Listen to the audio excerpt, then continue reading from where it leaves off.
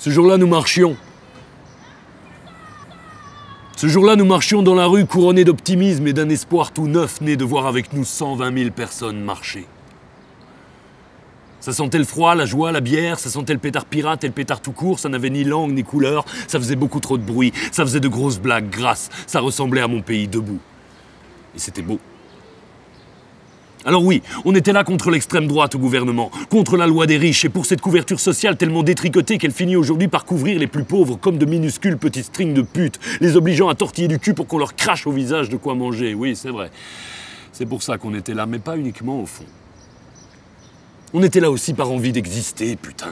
D'avoir un rêve, une quête, un avenir, un monde à conquérir, un truc grand, fort et beau, un truc qui nous dépasse et nous tire vers le haut, un truc qui nous permette enfin de calmer cette envie de mordre dans le ciel, un combat même perdu d'avance qui donne du sens à tout ce bordel. Ce soir-là, aux infos, il parlait de 120 000 manifestants et de 30 méchants casseurs, mais c'est pas ce que j'ai vu. Moi, j'ai vu 120 000 colères légitimes et 120 000 manières différentes de l'exprimer. Alors oui, sur 120 000 personnes, vous risquez de trouver un ou deux pyromanes et pas mal de mecs qui ont du mal à gérer leur agressivité, c'est sûr. Mais ils font partie du peuple, de ce peuple que j'ai vu, moi, entre la gare du Nord et celle du Midi, comme 120 000 peaux rouges à l'assaut du train où vont les choses. Et ce que la télé ne vous a pas dit, c'est que toutes ces pierres qui volaient, ces gaz et ces bagnoles en flammes, tout ça, c'est la faute à l'espoir. Tout ça, c'est la faute à l'envie de changer le monde, les hommes, l'histoire, de donner du sens à la vie. C'est la faute au feu dans le ventre qui peut nous rendre plus grands que nous. C'est pas la faute aux rêves brisés, mais à ceux qui restent debout. Alors, pensez la prochaine fois qu'on vous servira des flammes aux infos.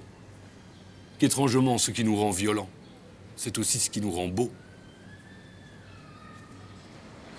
De l'autre côté des rails de train, de l'autre côté de la place Barra, comme de l'autre côté du monde, sur un petit banc de pierre avec une petite casquette, il y a un petit gars.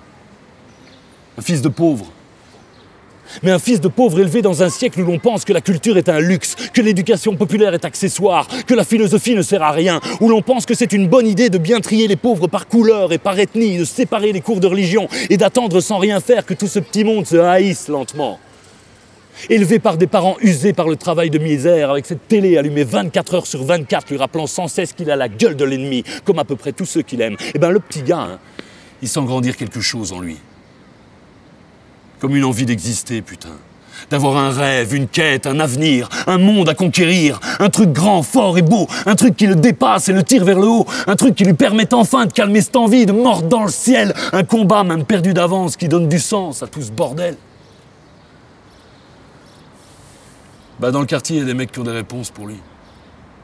Des réponses qui le réchauffent, des réponses qui le rassurent, des réponses qui le font se sentir moins con, moins pauvre et moins seul. Un jour, dans 2 mois ou dans 2 ans, le petit gars explosera dans une rame de métro.